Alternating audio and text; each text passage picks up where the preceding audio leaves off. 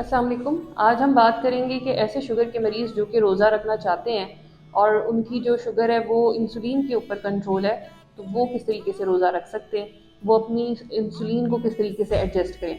तो आपका जो HbA1c लेवल है, यानी कि जो 3 महीने का आप टेस्ट करवाते हैं HbA1c का, अगर वो 7 से कम है तो ऐसे मरीज़ों को चाहिए कि वो अपनी मॉर्निंग की इंसुलिन है, अगर सपोज़ वो 10 यूनिट्स ले रहे हैं तो उसको 50% कम कर दें सुबह वाली को, और वो सिर्फ 5 यूनिट्स लगाएं सुबह में।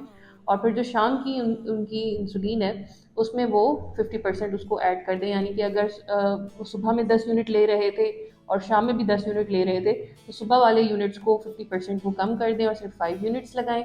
और जो बाकी का 5 यूनिट्स रह जाते हैं उसको वो इवनिंग के अंदर एडजस्ट करें।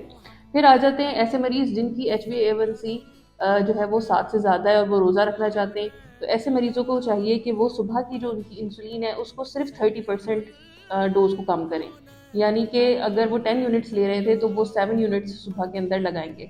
और उसके बाद जो उनकी शाम की इफ्तारी के वक्त की जो इंसुलिन है उसके अंदर जो होल इंसुलिन था उनका, उसका 20% ऐड करके लगाएंगे।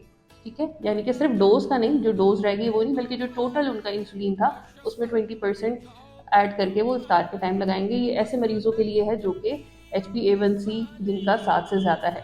फिर आ जाती हैं कुछ लॉन्ग एक्टिंग इंसुलिन, जैसे कि लेंटस वगैरह हो गई।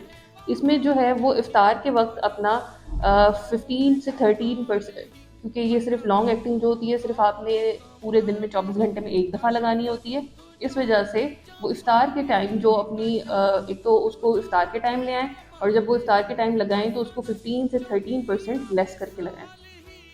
फिर कुछ ऐसी इंसुलिन है जो कि अल्ट्रा लॉन्ग एक्टिंग है, तो उनको भी चाहिए कि वो अपनी इंसुलिन जो है वो इफ्तार के टाइम ले आएँ, और जब वो इफ्तार के टाइम लगा रहे हैं तो उसको 10 से 20% लेस करके लगवाएं।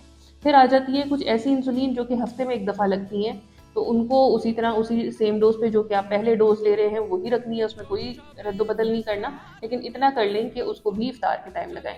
तो उम्मीद है कि ये वीडियो आपको समझ आई होगी। इसमें हमने डिटेल में डिस्कस किया है ऐसे पेशेंट्स के बारे में कि जो कि शुगर के मरीज़ हैं और रमज़ान के रोज़े रखना चाहते हैं और इंसुलिन के ऊपर उनकी शुगर कंट्रोल है, वो अपनी इंसुलिन को किस तरीके से एडजस्ट करें।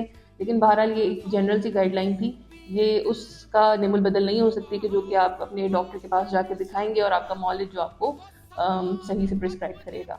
उम्मीद है ये वीडियो आपके लिए बहुत हेल्पफुल रहेगी।